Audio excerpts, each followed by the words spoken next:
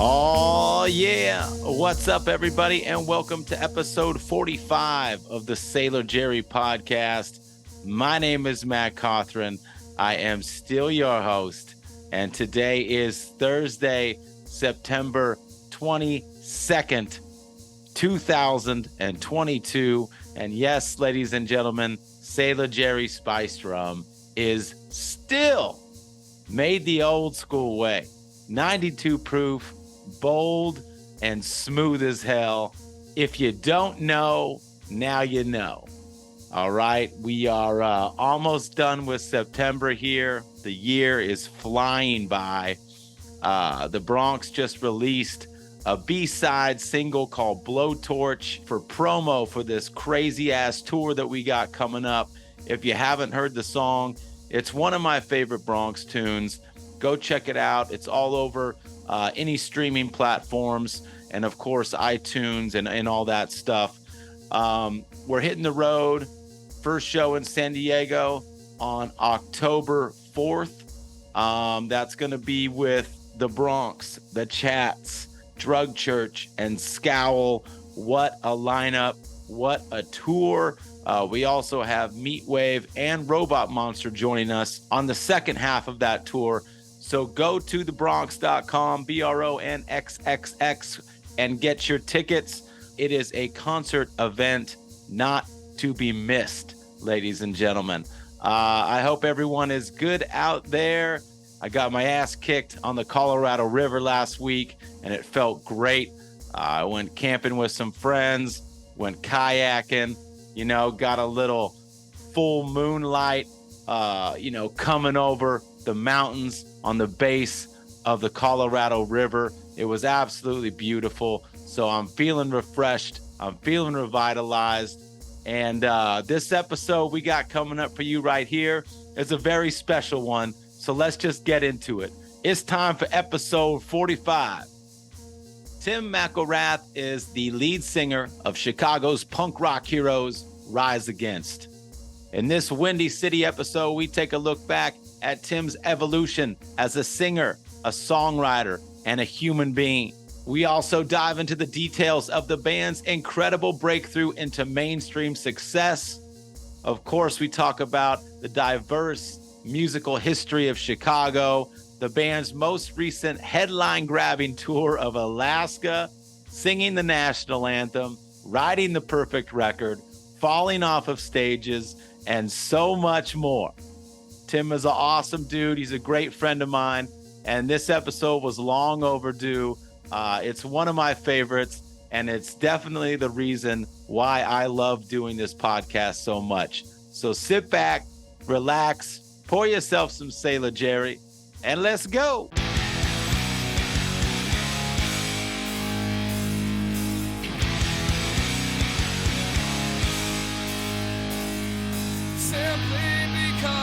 Can breathe doesn't mean you're alive or that you really live. This life has taken its toll. She just doesn't know how much more she can give. But here at the top of the world, where I raise my hands and I clench my fists. Yeah. What's going on? Yeah. What's up, man? How are you? I'm good. Sorry I'm late. I was putting out a little fire with my kid at school right now. So Oh no, it's all good. Dude, one time you just reminded me of something. One time we had some publicist that was it was like he ended up missing our set. Like it was like his first gig with the band or something like that. His excuse was, sorry, I missed the show, guys. I was putting out fires with the LA Times. I love it. I love industry lingo. Industry lingo is so good. All the vague ways people describe stuff. Like when you ask the really wealthy guy in Hollywood what he does, it's like, I got my hands in a few things. A little bit of this, a little bit of that. Yeah. He's like, wait, what? What are you talking about, man? I connect people who do things, and I like your setup, dude. Your setup's good. I feel like we're two professionals here. I mean, look at us. You got the legit mic setup. That's what I need. I'm still figuring it out, but your setup looks good. I like it. I needed a lot of help with this whole setup. I was like, I had to call people like, what do I buy? What do I plug in? You know, all those things, because I'm no good with the tech world. So this was all helped by people smarter than me. Right on, man. Well, I like your world. Hey, I'm getting there. I'm getting there. You know what's crazy, dude, is I mean, you'll appreciate this. Most punk rockers will. I've had a roommate forever, dude, forever. And so finally, my chick moved in, and it was the whole, like, dude, it was funny. It was like literally like a Lifetime movie or something, like right. the buddy roommates moving out, the chicks moving in, you know what I mean? Like that whole thing. And it was awesome and it was all good. But dude, finally I have like an office, and like, dude, it feels so dope, dude. It feels so dope. So it's like, it's coming together. I'm building it slowly but surely, but goddamn, it feels good to have like a, forever I was just doing, I was recording vocals in my closet. I'm working, all right. I'm laptopping on the couch. I'm doing this, I'm doing that. I didn't have a home base. So now I'm finally, I'm in the zone. I'm loving every second. Feel good. It's gotta feel good. You gotta have like the on air light outside your room of your office when you're doing a podcast. Flip it, like recording in progress, like all of it. For sure, man. Well, Tim, I really appreciate you being on the Sailor Jerry podcast, my man. One, it's great to see you, great to catch up with you. Mm-hmm. And two, as a fan of the band, and of you as a human being and a lyricist and a vocalist, it's just cool to have you on. So thanks for your time, my brother. Hey, my pleasure. It's good to be here. It's good to see your face, man. It's been too long. Yeah. So I want to start off with Alaska, because you just got back. Oh yeah.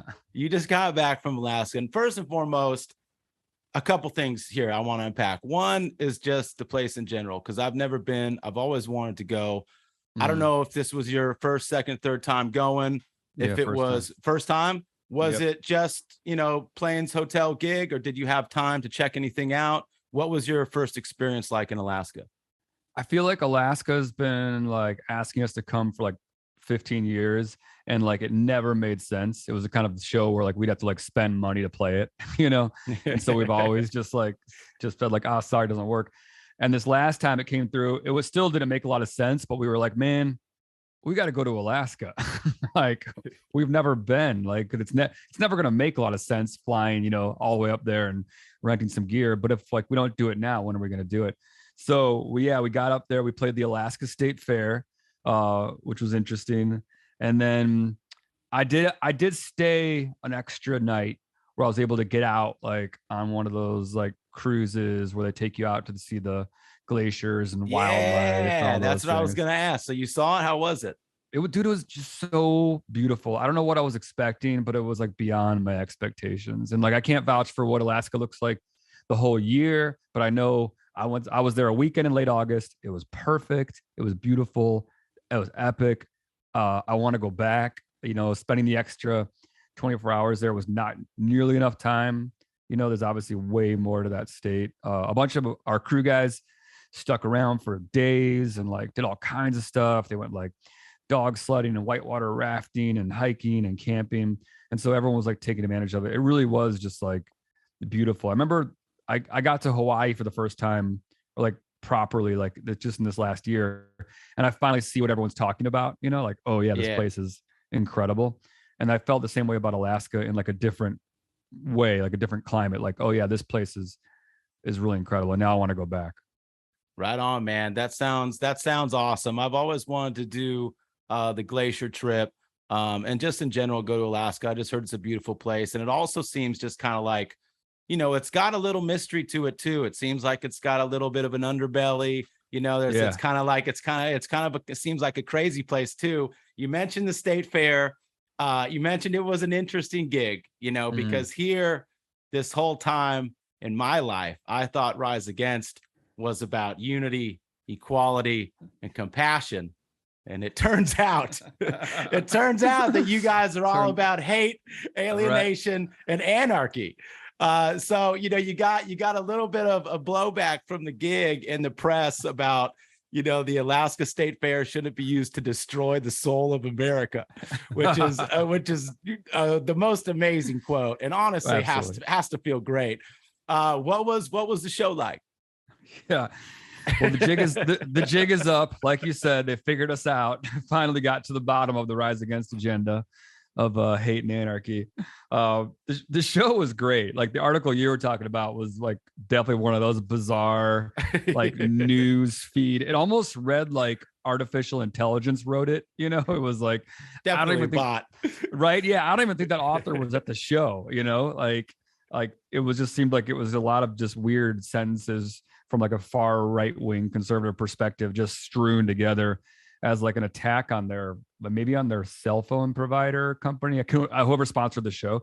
But that article aside, the show was pretty amazing. We showed up, it was total state fair vibes, you know, just like their state fair is like a month-long process. Like it's like there's a lot of agriculture happening, like farm equipment, you know, like that kind of thing. A lot of like Native American like craft type stuff. But it's a lot of like real locals too. You know what I mean? It's not like a lot of tourists. So you get to see like these are Alaskans. It was happening in a place called Palmer, Alaska. We showed up. The stage was like, the stage was the kind of stage where like you might see a battle of the bands like in a park somewhere. Ernie Ball stage. Yeah. Ernie Ball stage. Yeah. Even Ernie Ball stage might have been higher tech than this. It was just like that concrete floor, you know, and like a small little amphitheater. And the strangest thing was like, they were, and you'll appreciate this because we were like headlining, except they were like, you're also the only band.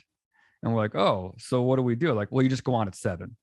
And we're like, so we're just going to walk out there cold at 7:00 as like the headlining band and like do our set. And they're like, yeah. And so it was like, I don't remember the last time we've ever done that. You know, there's almost always an opening band, you know?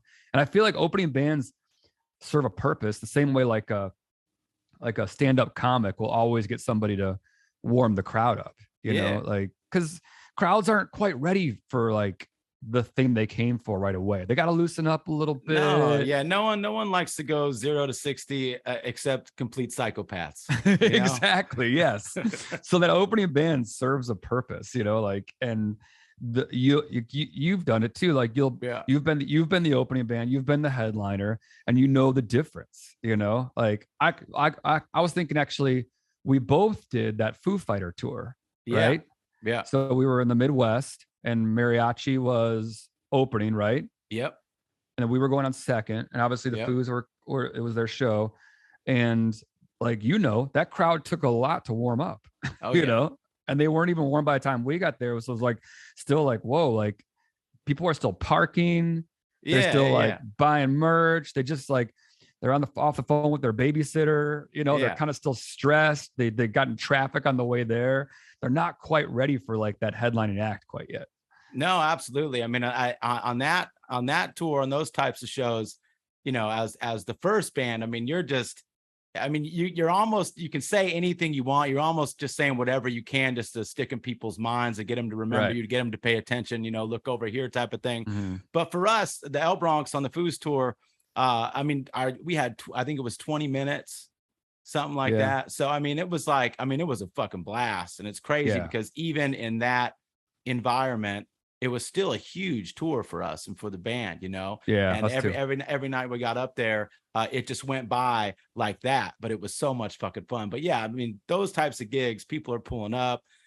I mean, you want to talk about taking time to warm up. They haven't even got a beer. They're still, if there's a line to get in, they're possibly grumpy, you know? Totally. Yep. Right. Yeah. I mean, you're playing for, no matter what, you're playing for a half full place, and half might be generous, you know, like sometimes it's like less than a half full spot. Cause I remember that tour, it was still like half full when we went on. We did another tour with them in Australia. It was like less than half full. It's like the things they don't tell you when you sign up to do these tours is that, like, you're going to be on the poster, but almost nobody's going to see you, you know? I remember I did, the Chicago White Sox asked me to sing the national anthem at a game, which was like, I'm a huge White Sox fan. That was like super huge for me. I was like, yeah, let's do it. And then I was way nervous about the whole thing. I'm just like stressing about it. And then I get out there on the field ready to sing, and I look up, and then I realize Oh yeah. Nobody gets here for the national anthem. Nobody's at a baseball game this early before it starts, you know? Like there's like a handful of people just kind of like, yay, the guy from Rise Above or something is here. Cool, right? How was that though? Did you nail it, or did you? How hard is that song to sing? Because I think every singer's, probably taken, at least in the States, is taking a stab at it in their closet or in their car, right, or whatever, in hopes that one day you'll get the opportunity to do something like that. Because it's an honor. It's super cool. Yeah. What was that? What was it like for you? It was, oh man, it was so nerve wracking because it was the first time I did it. There actually was people there because I did it the home opener, which was like a big deal. Like it's like Air Force jets flying over, marching bands on the field, like that. And that game, people were actually there at the beginning. I didn't think a lot about it. I just kind of said yes. I leapt before I looked, and then I was like, oh, I got to figure out how to sing this and all this stuff. And what didn't occur to me after I had to kind of like rehearse it a little bit, and I was like, all right, I got this. What didn't occur to me is like when I go on stage most nights, I usually have a guitar with me, and so that guitar informs the key of the song. Right. Yeah. And so I walked out there and I was like, wait, I don't have my guitar on me. Wait, I can't start this song in the wrong key. Yeah, because if you start too high, it's gonna get nasty. Right. And with that song, you got to start low because it's gonna get high. And I remember it's coming around to my turn, like they're doing all the announcing, and I know what's coming up. And I realized, like, dude, you can't just pick a key right now. And I grabbed my phone because I had like a voice memo of me practicing, Yeah. And so hoping that no one was looking at me and that I wasn't on the Jumbotron yet, I like listened in like real close, like, okay, where am I at? And then I just kind of held that note in my head and then it started it. And I did not botch it. But like I was thinking about it as I was walking out there. I was like, you've been in this band for like 20 years. People know you as the singer of this band. You could very well just erase all of your accomplishments with one terrible version of a national anthem. No matter how many hits on YouTube your biggest song has or whatever it is, like you botching this will get twice as many hits. Oh yeah. Everybody loves a botched anthem. I mean, the Fergie one is probably the best. And she didn't even fuck it up. She just made it too sexy, or I don't know what she was doing. Right. But it was great. Yeah. The Roseanne Barr one's great. Oh, the Roseanne Barr one. So good. But yeah, that's cool, man. I'm glad it was awesome. Yeah. That seems like a super cool experience. That's one for the books for sure, man. That's fucking dope. Totally. Yeah. Let's jump into the band a little bit here because, I hate to do this to you, but there's a lot of people on the podcast that might not be familiar with the band. So I do want to jump into a little bit of the backstory, and I'm really curious about, kind of you personally too, as far as how you came into punk and how you came into music in general. So you're an Illinois dude. Did you grow up outside of Chicago? Where'd you grow up?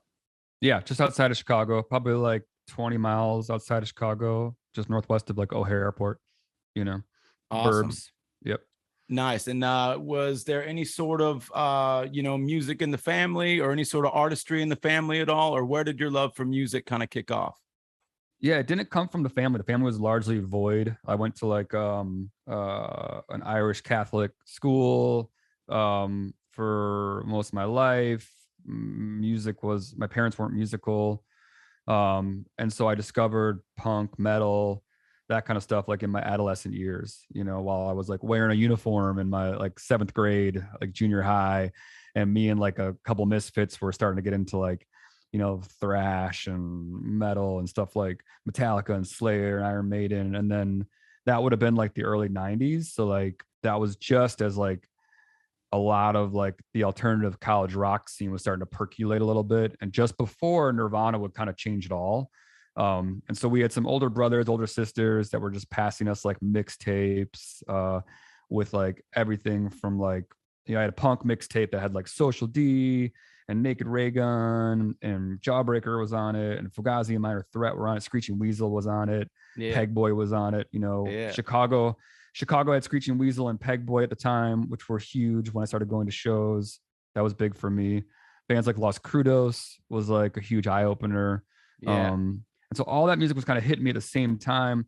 In the meantime, the radio was just starting to like just explode with like Helmet and Rage and Soundgarden and, you know, all these cool bands that were like, finally, it wasn't just hair metal on the radio. It was like something kind of rad and cool, you know? And so all those things kind of informed my choices. And then I was sending cash to SST Records to get my 6-pack 7-inch, you know, and all that stuff. I was loving Minor Threat and starting like a Minor Threat tribute band around that time. I was sort of adopted by a bunch of riot girls in my high school.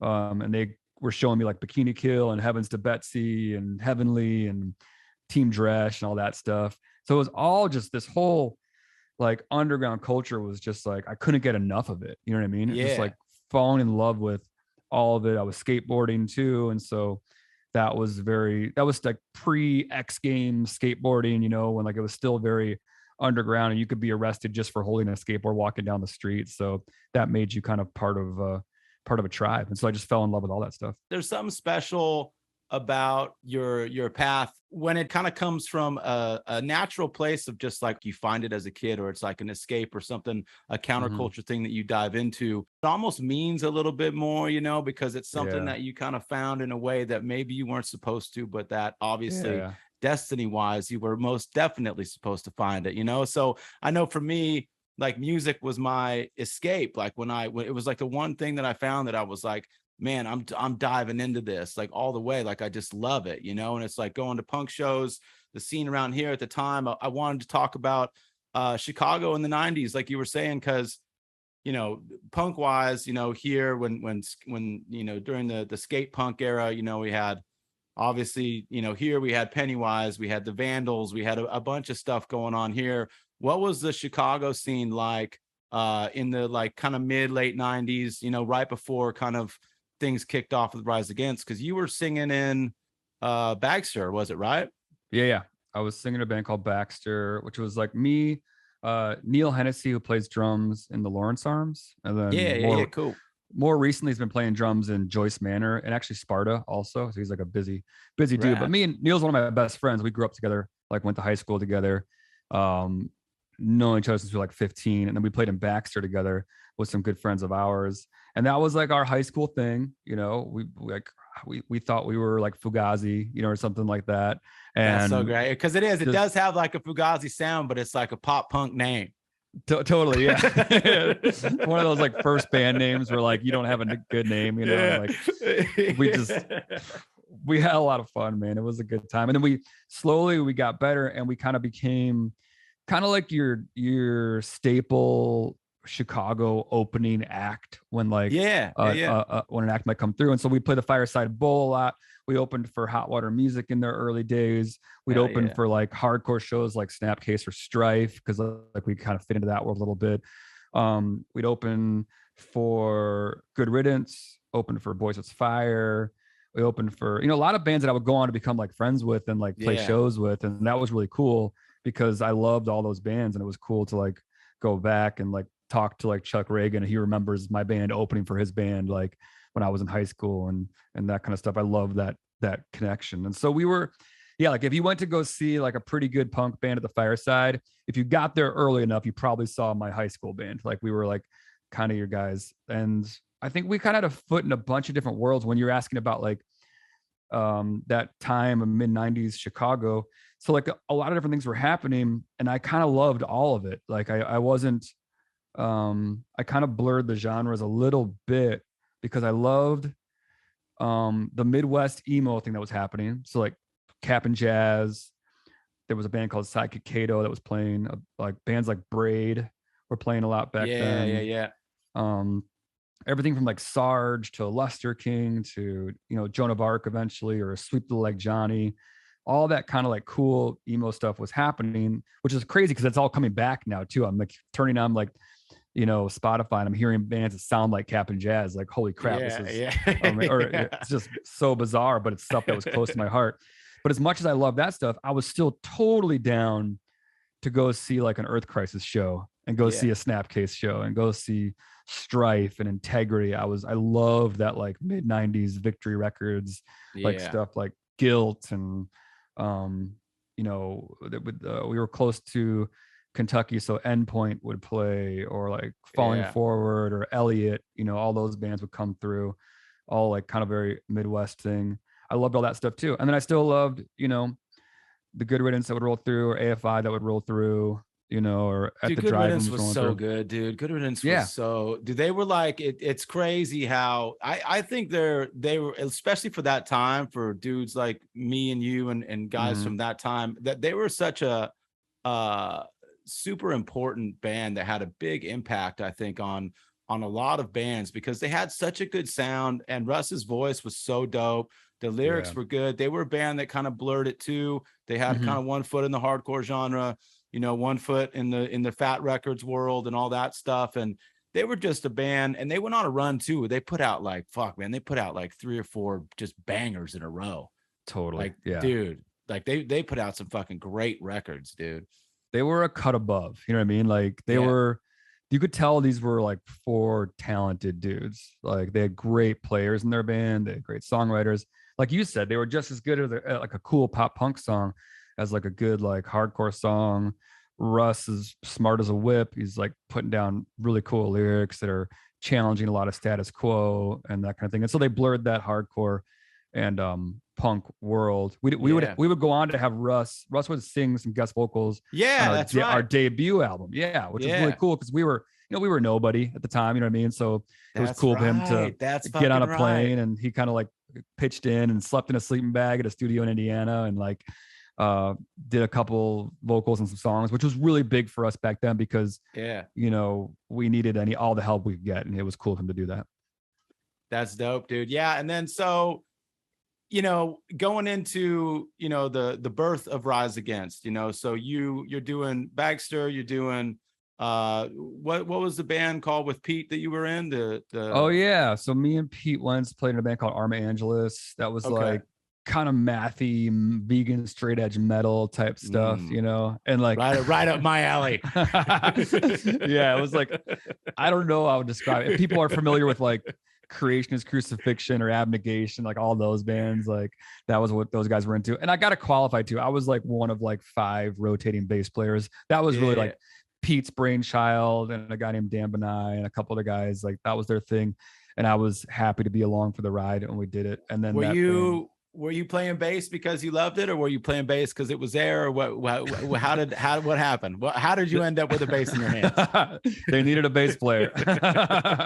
And I knew how it worked. So I was like, all right, I'm not a bass player, but they like the cut of my jib. So they gave me a call and said, and at that point Baxter had broken up, and so I wasn't really doing much except for like selling merch for other bands. And I was a student, in school at the time. And so Pete knew I was available. And so he would always, he's funny because he called me Baxter at that point too. So he'd be like, Baxter, come play in this band. It'd be fun. I was like, all right, cool. And we had a good time. We did some shows with like, I don't know, like bands like Santa Sangre back in the day, or like, I'm sure we played with like Buried Alive and like, that kind of stuff was happening. So it was very much in the hardcore scene, but everybody in that band, you could tell, had one foot out the door. Pete was already formulating what was going to become Fall Out Boy, because around that time, man, we were doing hardcore, but like bands like Newfound Glory and Save the Day were getting a lot of attention. And so hardcore was kind of drifting towards, like, some of the guys would leave their hardcore bands and start these kind of pop punk bands, and they were having a lot of success with it, And so Pete was like, man, I met this kid, he can sing his ass off. We're going to start a band. It's going to be super poppy, and we're going to take over the world. I was like, yeah, right. Sure you are, Pete. Damn, man. That's pretty cool that, because obviously both your guys' bands, man, have gone on to do just insanely, incredible things. So that's really cool that you cross paths in just a little, local Chicago way, It's like, I always dig that. I got buddies that I went to high school with, like Dave Hidalgo, who plays drums in Social Distortion. And, it's just rad how, it's cool when you have that kind of like that local music network where you see people go on and just do really cool things. It's rad. It's just cool how, and you see people fall off too, you see like this guy really wanted it and he ended up getting it, and it's always rad to see that shit. So let's bring in Joe here. Let's bring in Joe Principe here. When you so the band, how did it all happen? Because 88 Fingers Louie was going around with Joe. And was it Dr. Precision or Mr. Precision? Mr. Precision, I believe. Mr. Yeah. Mr. Precision. He may be doctor. He may be a doctor now. I don't know. He may be a doctor now. Yeah. But 88 Fingers Louie was a band that was dope and had a lot of good, good momentum going. And then I don't really quite know how they broke up or what happened, but I heard that you met Joe at a Sick of It All show. So tell us about how you guys kind of got together. Yeah. So my bands were kind of like flailing or kind of disintegrating, kind of coming to their natural close. I was filling in for guys like Pete's band, or I started a band called The Killing Tree around the time, but I was kind of just like looking for my next thing, what I wanted to do. Meanwhile, unbeknownst to me, Joe and Dan, 88 Fingers Louie was breaking up for like its second or third time. But looks like it was going to take this time. And Joe and Dan wanted to continue playing music. And so they started writing songs with no singer. And then started asking around for people who might be interested in singing on this thing. I wasn't privy to like that, like sort of casting call. But they were going through guys one after another, just trying to find the right singer, and they couldn't find this person. And then I just happened to run into those dudes in the lobby of like the Emerson Theater in Indianapolis. I remember I was down there. It was Sick of It All was on tour with AFI, Hot Water Music, I think Silent Majority, maybe Good Riddance was playing too. I don't know. My memory's fuzzy, but I'm pretty sure most of those bands were playing that night on a tour. It was like maybe 2 tours that came together. Just ran into Joe and Dan in the lobby, and they were in the middle of one of these conversations about like, who the hell is going to sing for this music we're writing. And I literally just walked through the lobby, and they were like, what about that dude from Baxter? And they just stopped me, and they're like, what are you doing now? And I was like, not a whole hell of a lot. And they were like, well, would you listen to some songs we've been writing and think about, coming out and singing for it? And I was like, oh yeah, I mean, sure. That sounds fun, And so I think Joe popped by my house a week later with a cassette tape of just some music, and was like, if you want to come by next week, like listen to this, come by next week.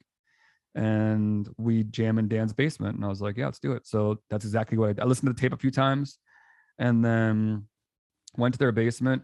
And like, I don't know what kind of singer like you are, but I kind of like, when I hear stuff, I just immediately start coming up with ideas and like, just almost like just riffing off of it. So I didn't go in with a plan. I was just like, you guys just start playing, and I'm just going to start singing what I hear should happen over this thing. Yeah. And then that's what we did. And by the end of that day, we were like, yeah, this is a band. Let's do this band. Oh man, that's so cool, dude. I love that. I love stories like that where it's like you come down, you just happen to be crossing in the goddamn lobby of the fucking show. Right. They're spinning their wheels looking for a singer. And it's just when, things happen like that, it's just beautiful, man. So, okay. So the chemistry's there, the vibe's right. Rise Against is born. The Unraveling comes out in 2001. And I mean, dude, I'll be honest with you. When I first heard that record, I was so fucking blown away. I was like, dude, finally there's like a new, like, dude, your voice. I was just like, this guy's voice is so fucking good. I love this record. I love this band. I love this guy's voice. And it was just a record for me that just really came out of nowhere and was like solid, just front to back.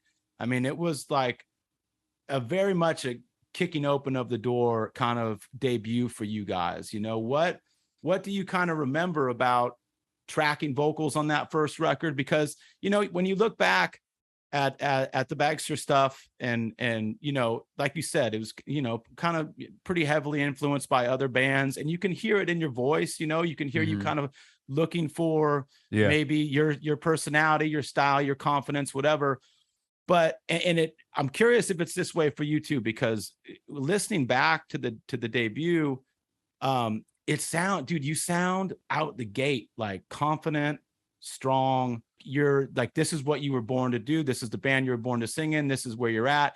It's just a really impressive debut vocal delivery. And I was just wondering how it was for you. Oh man, well, I appreciate all those words. It was like, I very much, kind of like you said, I very much felt like a half-formed singer. I was always a reluctant frontman, I didn't want to be the singer of a band. I just was like, in all the music I'd written and guys I'd played with before then, there was nobody else that was there to do it. You know what I mean? Or if there was, I felt like they weren't doing it the way I wanted it to happen. And so I kind of was like, well, I can't really sing that well, but I'm just going to jump on this mic and just be me and see what happens, And And that was, I think, like punk rock kind of gave me the bravado to do that too, you know, because like punk rock is everything from like Darby Crash, you know what I mean, to like Ian MacKaye, like whatever. Like this was just what counts as the energy you put into it, right? Yeah, yeah. And like that's so that growing up on those bands and that music gave me permission just to jump on that mic and do it. But I felt like a half-formed singer, so I was nervous about the process because I went from playing in a band that had never really been signed and never really toured to like all of a sudden Fat Records is putting out your debut album. You're going to Sonic Iguana with Master Genie, responsible for Queers Records and Smoking Popes Records and Anti-Flag Records and 88 Records, you know, and they're going to produce you as like a professional frontman. You know what I mean? And I'm thinking like, oh shit. Here's where they find out, you know what I mean? They're like, like it's one thing to sound good on a shitty PA that nobody can hear, you know what I mean? And then just find out if you're going to sound good under the microscope. And I remember just going through that and just learning a lot in the process and getting produced by Mass and being really proud of like what we did. But I think it was, I don't know, like I feel like when I'm away from the mic, I don't have a lot of confidence in like what I do, but something about being on that microphone, I was like a switch would go off and be like, all right. And I would just channel all my favorite frontmen from Rollins to Ian, you know what I mean? To like Darby to whoever, and just be like, I'm going to be this frontman. And that kind of gave me the confidence to jump out there and just do those songs. And I still, like you said, my bands were like a little less straightforward. They were a little more arty. And so I was approaching it from a different place too. But I loved having that sort of that blank canvas to just kind of mess with, you know? And so it gave me, I feel like I went at it with a little bit of a different strategy than somebody who was on the same, like if Joe and I were on the same exact page, you might have a different rise, you know what I mean? But we were like on slightly different musical backgrounds. Joe's also like 5 years older than me too. So we grew up, you know, like when I was in like 1991, I was like 12 or 13 and he was like a senior in high school, you know? So like music hit us at different times. But it worked out really well because I loved his songs, his music, and I loved what they were able to allow me to do vocally. And then eventually we would just work really well together where he'd be like, I wrote this because I know your voice. I know like the choices that you'll probably make. It'll be awesome over this. And that became a really cool partnership. Yeah, that's fucking dope, man. Yeah, it was, you know, it was a super impressive kickoff to the band and the sound and the urgency of the record and not just vocally, musically too, you know, it just felt really, really cool. And, you know, I wasn't the only one who thought that because there was just a lot of attention on the band from the get-go. I mean, of course, not like crazy, but in the punk rock circles, it was like, holy shit, Rise Against is awesome. You know what I mean? Like this band is dope. And dude, I remember, it's funny, after Dan left, so there's a point where, you know, Mr. Precision leaves, and it's really funny because the band was like, you know, like the band was on the radar, and it was funny because, you know, rumors had come around that Dan was leaving the band, and it was so funny because it's all, I think it's all the nickname, literally, because it was like, I don't know what it was like for you personally, but because you never know, okay, this band just put out a rad record, then, you know, one of the founding members is going to leave. He's a guitar player, so people assume he's like a songwriter.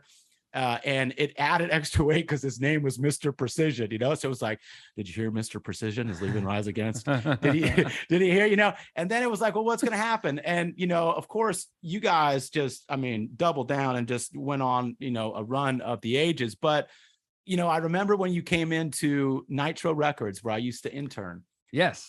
Totally. So I interned at Nitro Records, you know, in, I don't know, what was it? Late 90s, early 2000s when the Bronx was kind of just formulating, and Unraveling had come out. Dan had left, and you guys had played Chain Reaction, I think. And you had, I'm not sure what the guitar player's name was. It was, I remember his super skinny, like blonde haired kid. Oh yeah. Kevin. Kevin. Yeah. But you guys came by Nitro, and I just remember it was so funny, dude. Cause I mean, Nitro, for people who don't know, it was a record label run by Dexter Holland of The Offspring. And, you know, it was kind of a label he used to put out bands he really liked. He put out some TSOL. He put out a Damned record, some AFI stuff. But it was very much like really cool people working there. But, you know, as if you're a band, it wasn't necessarily a label you wanted to sign to because it was kind of, you know, it was funny behind the scenes. You know what I mean? But dude, I never seen them like like kind of like act like a label. When you guys were coming through, they're like, dude, Rise Against is coming in. Everybody be cool. Everybody really? oh yeah, like everybody, because dude, they wanted to sign you guys so bad. And my buddy Sean Zebarth, who did radio there, who's just an awesome dude. He was a great guy, still is a great guy, but I'll never forget because we were there and you guys came through, and it was really cool because I was a fan of the band, fan of the record at that point, and that was the first time that I met you guys. And it was just really cool, you know, looking later on down the line, how our bands would cross paths and we would become friends and stuff like that. But that was an interesting moment for you guys because you were kind of like figuring out, you know, what was it like going into, you know, revolutions per minute after the Unraveling, going in, Siren Song of the Counterculture. These are two very, very big records for you that, you know, kind of arced up into the band, really, really taking off. What was that kind of moment like, you know, after the Unraveling, kind of regrouping as a band where you and Joe just like, okay, we got this, you know what I mean? Like, let's push forward and let's just continue going. What was the vibe like for the second two records? It was pretty amazing. It was like, it felt like just the tip of the iceberg. We had touched on something, but we didn't spend all our fuel on it. You know what I mean? Like, we were just starting to learn each other's language. A bunch of that music was Joe had put together before I even met him. You know what I mean? So there was not as collaborative. And so we knew we had chemistry. We were having trouble securing a guitar player at the time, you know, but Brandon was always there from like day one and he was solid. And so we knew that going forward, we were starting to like hit on the right things. And we started to realize the potential of the band, like what we were capable of as songwriters and as a live band. And our second record, Revolutions Per Minute, which is out on Fat Records, I always think of it as like our third record in my head because I feel like we toured so much on the Unraveling because like you said, there was a lot of hype. It was really overwhelming. People were into the band. We were part of the Fat Wreck family. So being part of that family, like Fatty was always putting us up for tours, you know, bands like Strung Out would take us out. Caddies would take us out. We got Sick of It All would take us out. That family took care of us. You know what I mean? And so all these opportunities came our way, but we were also not just like a Fat Wreck band, but we had like more of a hardcore vibe. And so bands like Voices Fire would take us out, you know what I mean? Or different bands like Agnostic Front took us out, you know, and like all these different bands. Like we started to kind of drift into that world as well. And so we had all these opportunities. And so we were touring so much that like the time where we would have put together a second album, I think normally we just steamrolled over the calendar and just kept playing shows. And so in a way, I think of RPM as like our third record because we had almost matured beyond a second record and now do like a third record. And then we were ready for it. And that's also when we put songs together. We found our guitar player, Todd, at the time, who was great. And I was playing in bands and living with him at the time too. And then we found our producer, Bill Stevenson, who would end up being like our kind of like producer soulmate, you know, like the guy who really not just understood our band, but like helped push our band, connected with our band and our music, and was also a person that we just so deeply respected that we walked into his studio in like sheer admiration of this like mentor type figure that we were just trying to impress as much as we possibly could, you know? And so RPM were all those right things together. We finally had a record that I felt was collaborative and like sounded like our band. Yeah, it's a great fucking record, man. It's really good. And you know, it's really cool when you see, you know, you can check the trajectory of a band and just, you know, as a fan, like, oh my, you get so excited because you're like, holy fuck, this record's better than the last one. Awesome. You know, and they're just like going like that. So, you know, it's really cool to see that. And with Bill too, I mean, you know, Bill Stevenson, the Descendants and all, and, you know, I think a lot of people already know this, but in case people who don't, he plays drums in the bands, but he's also just an incredible songwriter. I mean, he's written so many amazing songs, and that ended up being such a cool relationship for you guys. I mean, we'll go down the list, but he's done so many records for you guys, and together you guys have accomplished you know, some pretty impressive feats in terms of record sales and all that shit, man. But why the change on Siren Song? Because you went, was it Garth on Siren Song? Was that just because you were still in the vein of like, let's try something different every record? And yeah, I think it was a couple of things. It was one, we found Bill, made a great record. everyone was happy with it. It was a success. It caught the attention of major labels. And so we signed to DreamWorks. DreamWorks. So we signed to DreamWorks. Right. That's right. Okay. Totally. Yeah. So this was like, I mean, you guys would have been popping around this time too, I feel like. Yeah. Right? Because Bronx started in 2003, Siren Songs 2004, right? So totally. Yeah. So that's exactly. And that dude, God, that was like, that's so funny that you guys signed to DreamWorks, because I'm sure you experienced. Did they fold like right after that, or? Because that was the point after, where it was hilarious. Like and it's still it's still this way with major labels, but back then, there was like a signing spree of, major labels were looking for rock and roll bands, they were looking for punk rock bands, and there was a signing wave that kind of died shortly after that. But it was also a time where, like, oh my God, every major label was a revolving door, and the people that you signed the contract with weren't even working there by the time the record was done. And in some cases, the label you signed to wasn't even there when the record was done. They merged with someone else. And with DreamWorks was like, it was the choice for any independent artist that wanted to sign to a major label at the time, because they just had all the right people. They had great people working for them, and people who kind of got the underground thing. But the major label machine is going to do what it's going to do, and it ended up. What did they fold into? Like Geffen, Geffen, the Geffen, like Interscope, like the whole Universal world. But I think it was when Siren Song came out, it was the Geffen logo or DGC logo. Which I kind of thought was cool, because it was like, that's the same logo on Nirvana, and like Nirvana, Sonic Youth. Yeah, I was like, that's kind of rad, that DGC logo is legit, man. That's legit. So was it their idea for Garth, or was that from you guys? It was us too. We were all, the story with Rise Against too is we were always allowed this autonomy with what we did. Awesome. we signed in 2003. We signed a 5-record deal. We, over the course of like 10, 15 years, we did all 5 of those albums, and nobody ever even asked us for a demo before we walked into a studio. That's rad.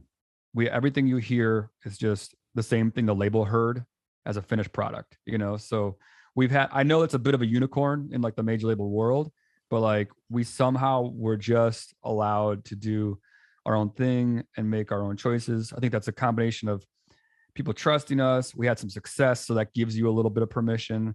We also had a really badass manager named Missy Worth, who like was fierce, and she would protect our interests, at all costs. And so that allowed us to do what we want to do. And so Garth was like, I don't know what it was like for you guys when you signed, but like, as all of us signed, you know what I mean? Like, so like Bronx is signed into Island Def Jam, right? Yeah. You want to take a chance. You want. That's why you do it.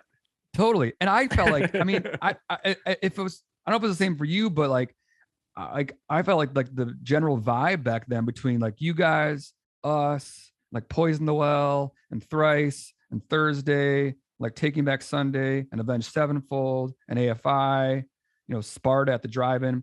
Like the general vibe to me was kind of like, we are swindling these labels. They don't know. Like they're all hot to trot because somebody got a hit on the radio, but like there's no way we're all going to be successful. We're just going to get some really cool album budgets to make something cool. But they're going to get screwed in the end. You know what I mean? Like it felt like the inmates running the asylum kind of thing. You know what I mean? As we were all kind of getting picked up in that world. And I remember that was kind of our thought was like, there's no way we will succeed at DreamWorks and compete with other bands on the radio, but this might be a cool time to take this recording budget that we might not ever see again and go with one of these hotshot producers that we'll never be able to afford ever again. And on our short list, there was Garth Richardson, who had recorded the first Rage Against the Machine record, but it also had started to dabble with some more modern stuff at the time, which like he had just done the From Autumn to Ashes record, I think. And he had a little history with like, Sick of It All. He did the Built to Last record. And so he was doing very new metal-esh things like Trapped, or even like, I think he did an early Nickelback record, and he was known for like that kind of world. But we knew he wasn't totally foreign to like our world because he had dabbled in it. And I think our band has always had like a poppy side and a heavy side. And we felt like Garth could bring out our heavy side, whereas like another producer might just kind of try to bring out our poppy side more. I'm like, let's go with somebody who might understand our heavy side. And that turned into Garth and his whole team. And we did our major label debut, Siren song on the Counterculture. We got Shepard Fairey to do the artwork in his pre-Obama, pre-Hope, before when he was still affordable kind of like world. And just went for it. You know what I mean? It was like, here's our record. Garth Richardson, Shepard Fairey, DreamWorks, now Geffen, you know, let's go. Let's do it.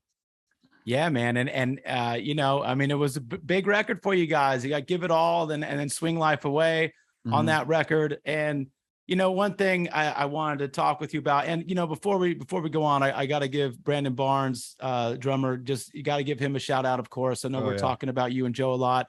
Brandon, and of course, Zach, who's a guitar player now, Zach Blair, all awesome dudes. But going back to Siren Song taking off, you know, I think there's a feeling that every musician gets when you make a record and when you put the record out, regardless of whether you want to admit it or not, you hope it does well. You know, you hope it takes off. You hope there's a song that lands.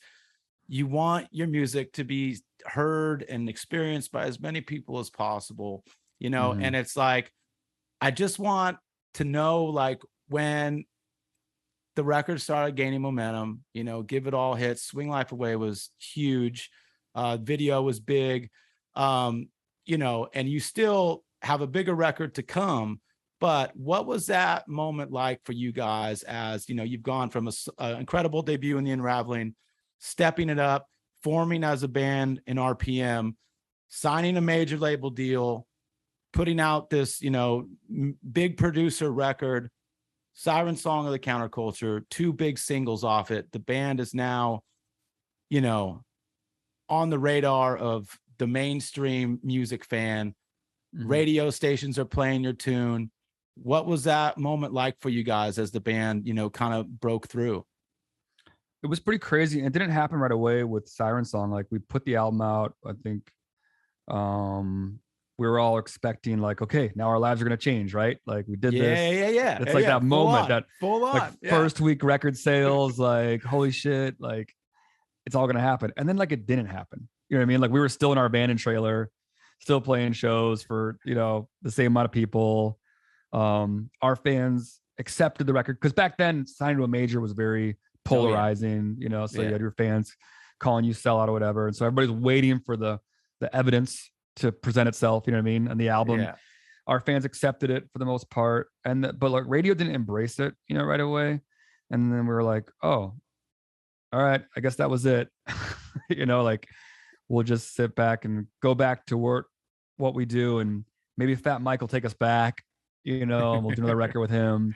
It just was like, that's what it felt like. We were still waking up in a van and trailer, just playing the same clubs. But slowly it built, you know. And I always like to tell people too, like you just mentioned, the 2 songs that carried the album were Give It All and Swing Life Away. And what's interesting about those 2 songs is that they were both previously released comp songs. No way, really? Yes. So get this. Give It All we wrote and gave it to the Rock Against Bush comp that Fat Mike was doing, right? So that was that song was already been out for like a year at that point. And then Swing Life Away had come out prior to that on a Fearless Records Punk Goes Acoustic comp. No way. Yes, because we didn't have an acoustic song. I had written that one, but we couldn't kind of square it with Rise Against Whole Mission. And so it just kind of sat in the back burner.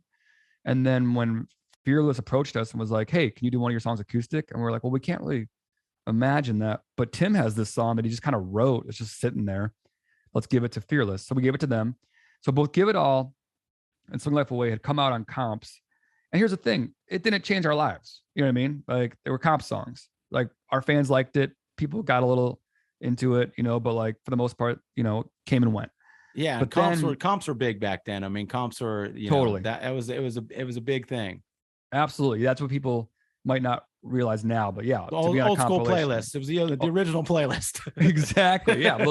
Those fat comps growing up were huge for me. Like the Victory Records comps. Oh, because that's the thing. Like, people don't think about, like, music doesn't really cost a lot of money to consume nowadays, but back then you had to have a significant amount of money. You know what I mean? Yeah. Like, even just the vinyl behind you right now, just that section right there, you know, thousands of dollars, right?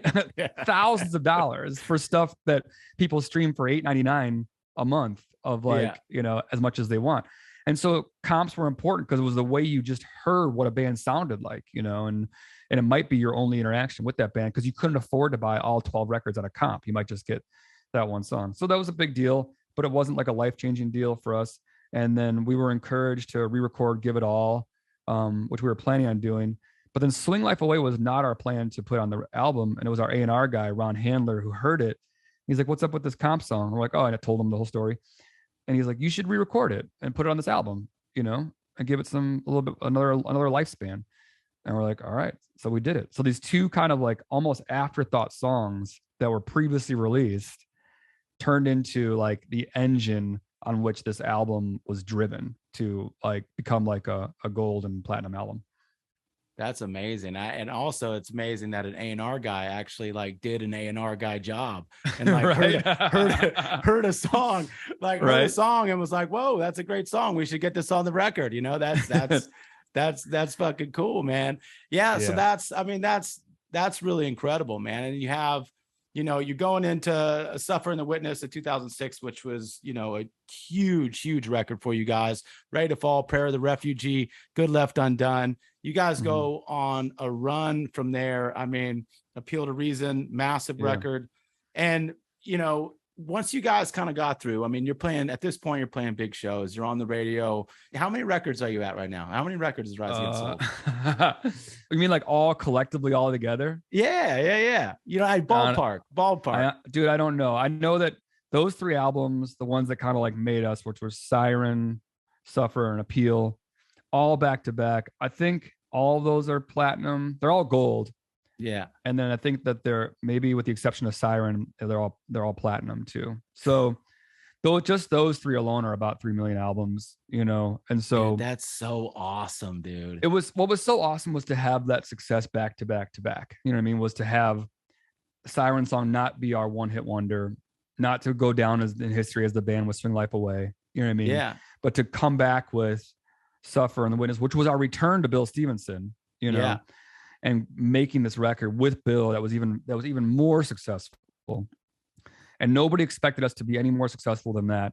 And then to come back again with Appeal to Reason and have a song like Savior kind of even double down and change our lives. That kind of like really made us realize like, okay, like we're onto something, and I think we can have a career in this, and I think we're going to be not just this like mid 2000s Warped Tour. I think we're going to be okay. Has there ever been any challenges or pressures that come along with the success the band has had that you might not have seen coming? You know, I would say that for the most part, it's been pretty smooth. Like I got a really good unit of guys. We all kind of keep each other in check. And when we get into a room, we're really good at kind of like tuning out the bullshit and just writing songs. You know what I mean? Like, and nobody like lets us get away with anything. Like, I mean, among each other, among the four of us, you know what I mean? Like, I feel like there's a good checks and balance system with our band and with Bill Stevenson, who's done 6 of our 9 albums. You know, we all have pretty good bullshit detectors, and we still do things for the right reasons. You know what I mean? We don't play shows for money. We don't make records for money. We do it because we love it. We do the song always has to be something that we love, you know? And I think having a bunch of dudes that come from the punk and hardcore world really helps that. And being pretty much the same dude since like day one, it helps you, as opposed to, I say, like, if you were like a solo artist, you know what I mean? I feel like it'd be really hard to stay really grounded. You know what I mean? Yeah. Because I have my bros that will call me out. You know what I mean? If like I get a little too big for my britches, or they'll call me out if we do something that's like, yo, this isn't who we are. You know what I mean? And we call each other out. And so when you're with the same dudes that you were sleeping on floors with, you know, 20 years ago, like you can't get anything by each other. You know what I mean? Like, and I feel like that's been our unit. And as long as that's been our unit, everything else is like, there's nothing we're unwilling to walk away from because it doesn't feel right for us, you know? And I feel like all of us have always had each other's backs in that sense. That's a beautiful thing. Being in a band is a lot of things, but the core of it, that's the best of it. You know, when you have a group of friends that you can collaborate together with, but it's also about, you know, experiencing things together and holding each other accountable. And, you know, just going at this point, I mean, you guys are just going through life together. I mean, you know, you got, everyone's got families, they got their own lives, and you guys have built this thing together. That, I mean, that's so special, you know, I mean, that's such an incredible bond, and to have the success that you guys have had, and, you know, to be able to still keep it, you know, to keep it small in a way where it's just you guys, you know what I mean? Like that's a good thing, man. I mean, and you kept going, you guys haven't put out a bad record. After Appeal to Reason, Endgame, Black Market 2014, Wolves 2017, Welcome to the Breakdown, great fucking song. Nowhere Generation, June of 2021. Awesome record, man. I really dig this record. Has anything, you know, you look back on 9 records, when you look back on it, it's really hard for me to look back on albums, because it's you know, and you don't ever want, for at least for me personally, you don't ever want to like voice moments that you've had, or songs that you feel like you missed, or moments that you feel like you just weren't dialed in enough, because you never know as a fan what someone's favorite song is, or what, you know, and songs that you might think like, God, I fucked that up. It might be someone's favorite song or whatever. Right. But you know, when you look back on the catalog now, like where are you at? Where are you guys at right now as a band, as artists? Are you still in a spot where you're still inspired, you still feel hungry, you still feel like your best music is ahead of you? Because for me, I'm in a spot where I'm on this quest to make, like, I want to make a perfect Bronx record. I just feel like, for me personally, as a writer, lyricist, singer, I just feel like I haven't been able to do it yet. And I know it's possible, and it's kind of eating me alive at the moment. But for you, like, when you look back on everything you guys have done, and, you know, where the band's at going forward, because you guys are still in a very awesome place, you know, what's the state of affairs right now in Rise Against? How are you guys feeling creatively? How are you feeling creatively? Well, let me ask you, what record are you guys on now? How many albums? We got 6 Bronx records out. It's so, I mean, you know, it's so hard. You think when you're writing a record, it's like, you think you're dialed in, and then it's like something slips through the cracks or something. Like, for me, there's always like one chorus that I didn't get, or one, you know, that just like, I'm like, damn. And I just want to like, I want to have that crazy record where it's just like, dude, no song is making it out of the studio alive unless everybody in here says like, that's great. You know, every single part on every single song is fucking awesome. And it doesn't have to be a perfect record to everyone else, but to us, it's a perfect record. That's a beautiful thing. That's the reason you guys are going to make a great record, because you still believe your best record is yet to come. You know what I mean? And that's such an important part of like being a musician and being creative, and having faith in like not just you yourself, but your band, like what you guys do. Because the second you no longer believe your best record is yet to come, like that changes everything for you. You know what I mean? Like then that it changes your road a little bit. And so what's awesome is that you think that your best album, I think the same thing. I think like the best Rise Against song is still yet to come. You know what I mean? Like, people know us for Savior. I would love to do to Savior what Savior did to Swing. You know what I mean? Like, I would love to like make it a side note and be like, yeah, but this song's way better, or whatever, or this album's way better. And that's the drive. And like, I fully believe that you guys, your best yet to come, because I watch the evolution of your band, and like, it's always incredible. The albums are always incredible. Your voice is incredible. The lyrics are incredible. The songwriting is good. The live shows speak for themselves. I remember when you guys first came out, would have been like what, like early 2000s? Yeah, right? Yeah. I mean, we kind of got together 2002, first record in 2003. Okay. I remember when you first came out, and there was already rumblings of like the Bronx, like who's this band from LA everyone's talking about, you know? And I remember this was something somebody told me, and I don't even know if it's true or not, but I remember somebody came back from a show of your guys, maybe at the Troubadour, and it was like one of like your first shows, or at least that's what was told to me. And someone told me, yeah, dude, this band singer walked on stage and he goes, yo, we're the Bronx and we're the greatest fucking punk rock band in America. And then they just went and started playing. And I remember just thinking, man, what a fucking asshole like, just goes out there and just says that shit. Like, holy shit. Like, who the hell were the Bronx? And then I heard your record and I was like, oh, that asshole was right. These guys are the greatest punk rock band in America. He speaks with all the evidence behind him to support that statement. And just like falling in love with you guys from that moment on, and falling in love with like, you know, that bravado that you need to like front a band like that, which is like your band is like a fucking tidal wave, and to be able to surf that wave, like you got to be something special, and you obviously are. Hey, my man, I appreciate the kind words. I appreciate it, man. We've always had nothing but respect for you guys.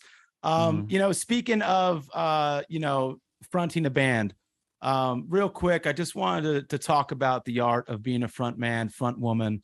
What do you think, you know, what makes a good front person to you? You know, what are kind of the characteristics that you look for, that you kind of want to, you know, want others to see in you when you're up there, you know, singing for the band? You know, that's a good question. I think when you see the front person just getting lost in the song, when you see a front person that you can tell was going to be performing this same exact way, whether there was 2 people in the room or whether there was 200 or 50,000 people, like you can just tell that, you know? Yeah. Like, I'm trying to think of like the people that I was always blown away by, like people like Dennis Lixon from Refused, like always had it, you know, at the drive-in, always had it, you know, even like I think of Daryl from Glassjaw, you know what I mean? Like always just like, oh my God, that guy's in the moment, you know? You for sure. And like people that just like, I don't know, just that sort of, when you can tell they're connecting with the music in a way that's sort of transcending that show and that stage and even that crowd sometimes, you know, because that's what the crowd sees. They see that kind of feral instinct that just kind of comes out of somebody. And if you can connect with that, then I think people are going to recognize that, and you're going to make people a fan of what you do. Yeah, it's cool, man. I think a good mix of like, because you never want to be like, you know, if you have zero connection and you're like 100% performer, it's hard to like connect with. But if you have, if there's like zero aspect of like, if you don't even give a shit that the crowd is there and you're just going through some like existential crisis on stage, absolutely, that doesn't really work either. You know? Yeah, totally. It's so true. And two, like I feel like when you can disconnect from all the things around you and just connect with the song, it just makes you a better performer. Like, because performing is also a lot of different technical things that you're supposed to get right, you know, and those things get really overwhelming when you're thinking too much about them. And when you stop thinking about them and you just let yourself like be you, then all of a sudden you don't even realize that you're having a good show, but you're having a great fucking show because you just kind of let go of those things. I love touring in places like Europe where I don't know anybody in the crowd or anybody backstage. You know, it's different than when you tour like a hometown. Everybody's just all over you. It's hard to disconnect because you're like, oh shit, like I got to impress people or whatever. But like some of my best shows are going to be in some far flung corner of Europe when I just go out there with just no pressure, no nothing, and just like live in that moment with none of the extra baggage around it. Yeah, man, for sure. I don't want to keep it too much longer, Tim, but just a couple more questions. I wanted to touch on lyrics for a second.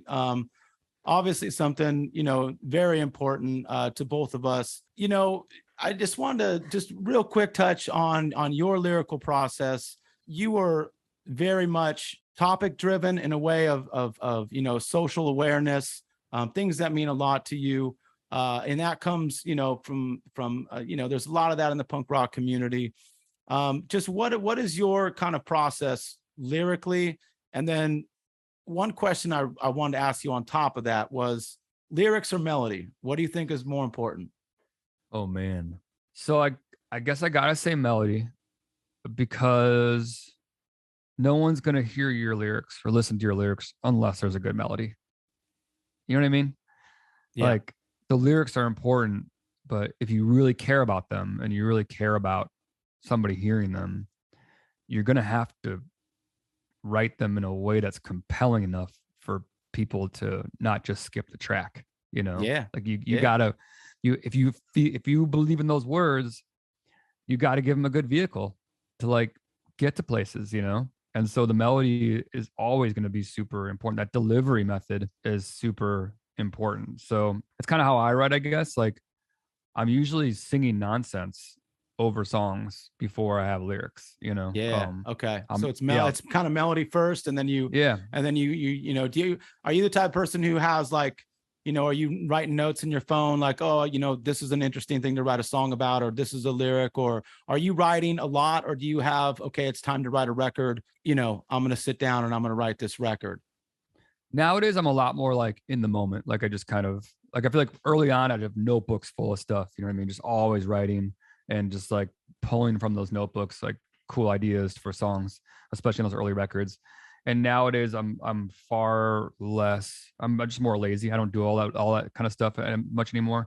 But when I sit down, I'm just kind of like letting like stream of consciousness just kind of coming out. And that's kind of where I channel my best stuff like nowadays for sure. Awesome, man. Super cool. Last question here. Okay. I'm going to put this in form of Jeopardy. Okay. So, All right. this exclusive club contains rock and roll members of Jimmy Buffett, Dave Grohl, and Tim McIlrath. Whoa. Jimmy Buffett, Dave Grohl, and myself. I cannot even imagine what that club might be. The answer is, what is people who have eaten shit off of stages? Oh, Jimmy Buffett did? I never seen that. Dude, Jimmy Buffett fell like 20 feet. Oh no. Oh, that's harsh. I was just watching something just before our call. The guy, like one of the guys from Ghost, fell off of something like last night or something, and he was on a big old podium too. Oh, I felt bad for him. So yeah, what was it like? Oh, dude, what was it like taking a royal spill? Thank God you're okay, of course. Yeah, I'm fine. Yeah, just making a joke of it, but no, of course. If you play enough shows, you're gonna eat it. We've all eaten it, but sometimes you had a rather big one. So why don't you walk us through it? I encourage everyone to go find the video because it's out there. It's great. You'll watch it over and over, and you'll say "oof" every time I fall. Have you played? You guys have played Budapest. Yeah. Have you played that Budapest Park place, like the outdoor? Yeah. Okay. Yeah. So that stage is where I fell in Budapest Park. I don't know if you remember that stage, but I mean, let me preface by saying this is my fault. I fell off the stage. This is nobody else's fault. This is not like, everyone did their job. It's a safe stage. I just didn't see it. It's like when a tennis player hits the ball off in the stands, they always look at their racket. Like it wasn't it wasn't the racket, bro. Right. Yeah. This was user error.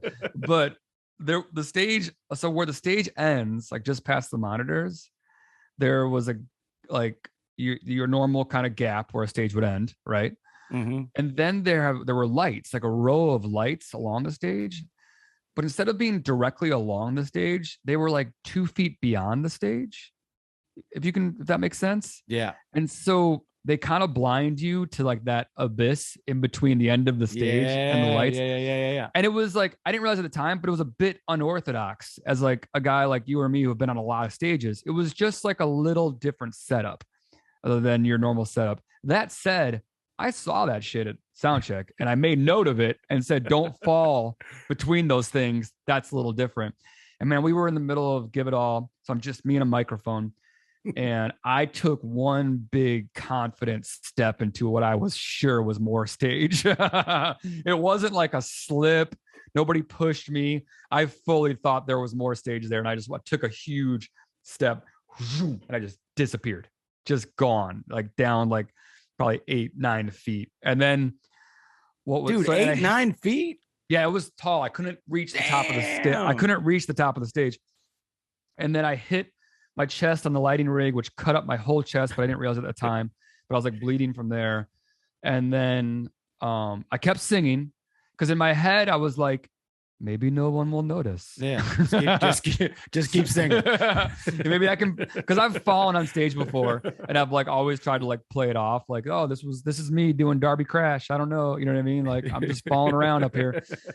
But I remember I fell in between this like little crevice there, and this stage was interesting because it had a thrust, like a catwalk coming out the middle. Yeah. So when I turned to my right, I couldn't get anywhere, right? Because that catwalk's coming out. And the stage was also a little weird because it had a stairwell coming off a stage left, like these stairs that went down, which isn't really normal for a stage, you know? Yeah. So I couldn't go left either. And so I'm looking at these two gigantic monitors that are just in my way, you know? And I look up and I see my crew guy, I think it was my friend Shannon, and he's reaching his hand down, but he's so far away. And I'm thinking like, sometimes the more embarrassing part about falling is like when the crew guy helps you back up, like, like you're just a helpless limp body and he's like grabbing your belt and like pulling you on the stage, you know? My God. So I was like, I'm not doing that. So I tried to squeeze the speakers and I couldn't fit through them. And then in total exasperation, I looked around again. I'm like, you're going to have to fit to those speakers. It's the only way you can go. And so then I just forced myself to the speakers. Kind of the funniest part of the video is you see these two speakers just kind of wobble a little bit. And that's me. That's me just trying to like squeeze through these speakers. And I popped out and I got in the crowd and I was like standing on the barricade, like triumphant and trying to like play it off. Like I meant to do this. I meant to come down here with you guys. And then I got off stage and I was all just hurt and just bruised up and black and blue. And, but in the end, it was just my pride, really. I did fine. And we played a show the next night. And could have been a lot worse. Could have been a lot worse. We're all glad you're okay, my man. Welcome to the an elite club. An elite club. It's a beautiful thing. I'm glad you're all right. Last question here. One thing I like to ask to everybody. You know, you're a guy who's accomplished a lot. You've been through a lot. You got a, awesome band, awesome family. You know, what to you right now as you kind of see the world, what is the meaning of life? Oh, that's a good question. Well, I'm sure it'll change every year, but to me right now, it's like, being able to do what you love, surrounding yourself with people that you love. Like that's a gift on any level that you're doing it at. You know what I mean? Like, I feel like it's really fun to be in Rise Against and like play these shows that we play. We just got back from Europe. We're playing these massive festivals. I know you guys are about to go back out and, have fun out there on stage. That's a great time. It's no more fun than it was for me at like 15, 16 in my parents' basement with my friends, just like fucking around. You know what I mean? It's just as fun as that. You know what I mean? So like enjoy that moment. You know what I mean? Whether it's a band or whatever it is, like, that's what it's all about. You know what I mean? It doesn't matter if success comes with it, or it doesn't matter how big the stage is or whatever. If you're just having fun with like your friends or having fun doing what you love and feel like at the end of the day you accomplish something, then like I guess that's the meaning of life right there. Yeah, man, that makes sense to me, brother. Tim, thank you so much for your time today. Thank you for being on the Say the Jerry podcast. So good to see your face. So good to catch up with you. Thanks for the awesome conversation. Rise Against Nowhere Generation, latest record out now. Everyone go grab it. Check them out on tour, of course. You guys doing anything immediately, or are you home for a little bit, or what's next? Yeah, we go out right between Halloween and Thanksgiving, back in Europe with a band called The Story So Far, supporting. Awesome. Yeah, just doing a bunch of Europe stuff. And then we got our eyes on some things next year, so people stay tuned. So awesome, brother. Thanks, Tim. Appreciate you. Maddie, good to see you, brother. Take care. All right, buddy. Peace. Oh, yeah. That's a wrap on episode 45 of the Sailor Jerry podcast. Ladies and gentlemen, thank you for listening. As always, huge amounts of respect and gratitude to our guest, my good friend, the one and only Tim McIlrath of Rise Against. Thank you very much, Tim, for your time, for the conversation, for the insight, for the laughs. Really, really cool conversation. And like I stated in the intro, this is one of the reasons why I love doing this podcast.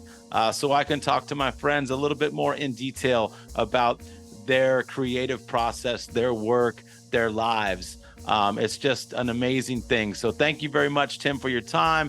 Thank you very much, Sailor Jerry podcast listeners, for your time. If you're not following the podcast, please follow it. Please subscribe. Please leave a comment on YouTube, leave a review.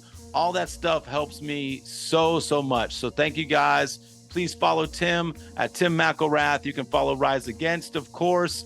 Follow me at 213 Matman, Sailor Jerry at Sailor Jerry. And most importantly, ladies and gentlemen, please do not forget, that Sailor Jerry spiced rum is still made the old school way. 92 proof, bold and smooth as hell. I'll see you guys in 2 weeks. Peace.